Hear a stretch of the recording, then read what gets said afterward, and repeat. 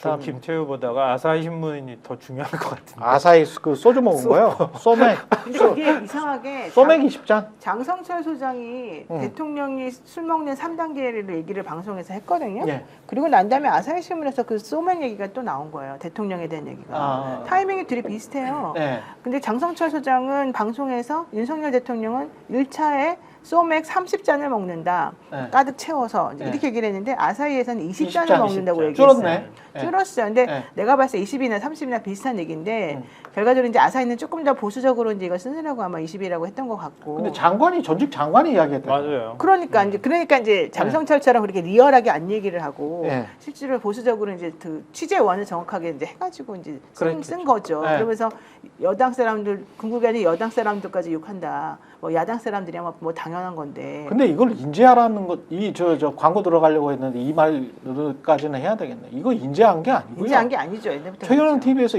이기주 기자 있잖아요. 대통령 출입 기자를 했지 않습니까? MBC에서. 네. 그 하는 양태를 이야기를 했어요. 근데 가득 따른다고 그랬잖아요. 어떻게 따르냐면 보지도 않는데요. 맨날 흘려. 보지도 않고 쭉 이렇게 소주잔을 이렇게 놔두고 맥주잔을 쭉 놔두면 소주를 괄괄괄괄 따른데 이렇게 따르면 철철철철 넘칠 거 아니에요. 그럼 그거를 이제 맥주에 잔에 딱 넣고 또 맥주도 또 사람들이랑 이야기하면서 이렇게 쭉 따른대요.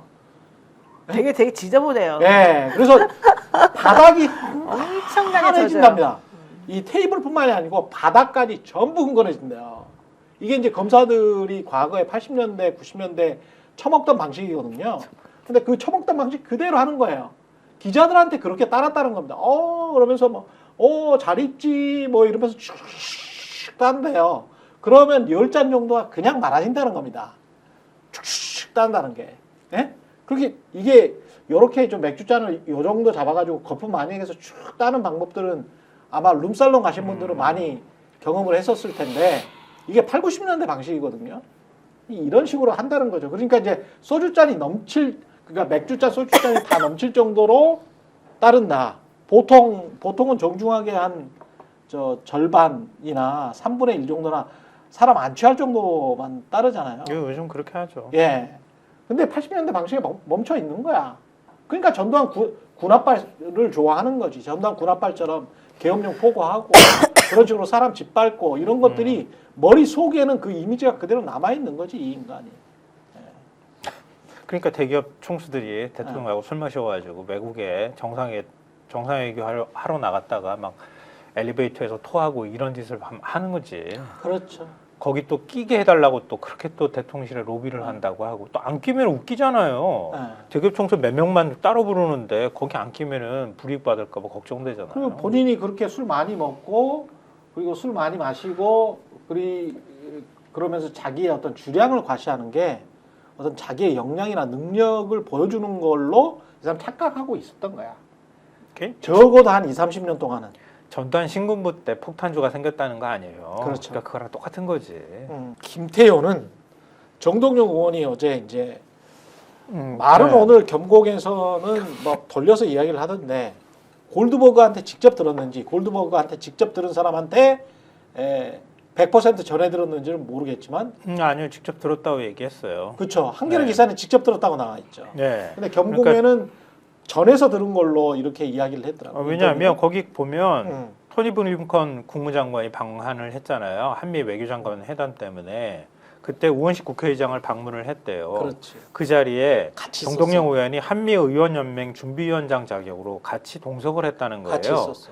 그 자리에서 골드버그한테 얘기를 들었을 것 같아요. 보니까. 정동영 의원이 또 그렇게 얘기했어요. 네. 골드버그한테 들었다. 직접 한겨레는 들었다는 그렇게 거예요. 나왔는데 아마 클레임이 들어간 것 같아. 클레임이 들어간 것 같아서 오늘 아침에는 또 겸손 공장에 전화 인터뷰를 할 때는 골드버그로부터 들은 사람 100% 신뢰할 수 있는 사람한테 들었다. 그 자리에 근데 블링컨하고 골드버그밖에 없는데 그러면 국무부 장관한테 들은 얘기를 바로 그냥 까버렸으니까 그게 부담스럽죠. 그래서 그냥 그렇게 정리한 것 같고. 맞는 말씀인 게 민주당에 있는 분들한테 저도 이제 들었는데 그 골드버그 뭐 외교관 외교 관계에 있는 사람들 다 그렇겠지만은 그렇지. 그런 거에 굉장히 민감하답니다. 민감해. 그렇지. 그렇죠. 그래서 그러니까 항의 들은 거야. 그렇죠. 예. 이게 오피셜하지 않은 자리에서 그런 맥락으로 한 얘기인데 예. 공개하고 뭐 이런 거에 대해서 굉장히 원래 민감하답니다. 그래서 그렇지. 이전에도 좀 비슷한 문제가 아마 있었다고 하기 때문에 네. 아마 발언을 좀 수위를 조정할 것이다. 그 얘기를 근데 하더라고요. 어쨌든 중요한 건 이게 세계일보에 나온 기사인데 정동영 의원이 이렇게 정확히 얘기했죠. 국회에서 뭐라고 했냐면 6일 날 토니 블링컨 미국 국무장관이 우원식 국회의장을 방문한 자리에서, 그러니까 그 안에 누가 있는지가 명확하게 나오잖아요. 토니 블링컨, 우원식. 자, 그 자리에 제가 한미의원연맹 준비위원장 자격으로 참석했습니다. 그러니까 나 있었고 우원식 있었고 블링컨 있었다. 지금 이 얘기인 골드버그 거잖아요.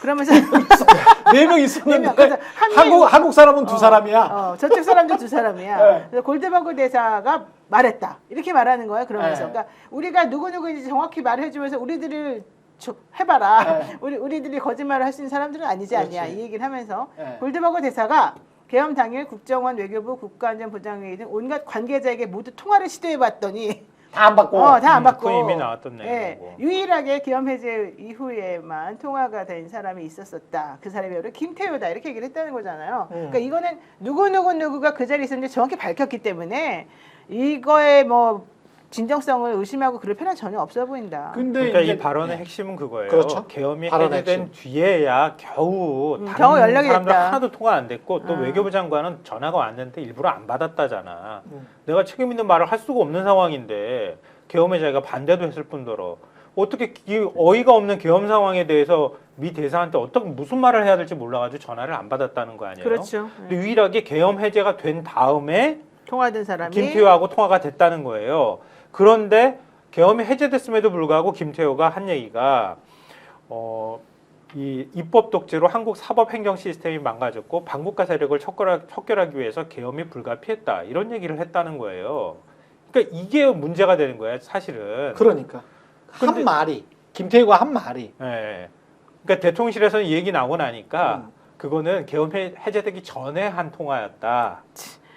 계엄이 선포된 지 얼마 되지 않은 시점에 골드버그 대사로부터 온 전화를 받아서 그런 식의 얘기를 한 것이다. 근데 이렇게 저는 지금 골드버그는 쉴드를 쳤어요. 12월 4일 아침이라 그랬거든요. 새벽이라 네. 그랬기 네. 때문에 1시 5분에 계엄이 해지됐기 때문에 이것도 네, 그건 말도 안 되는 얘기고. 소리야. 이게 지금 대통령실에서는 3일 네. 밤에 그 네. 계엄 선포한 이후에 그러니까 예를 들면 한 11시에서 12시 사이쯤에 통화했다는 얘기가 되는 거겠지. 스픽스는 말하는 언론입니다. 대세는 유튜브, 그중에서 스픽스. 좋아요, 댓글, 구독, 알림 설정. 여러분이 저희를 사랑해 주시고 우리가 여러분을 사랑하는 4가지 방법입니다.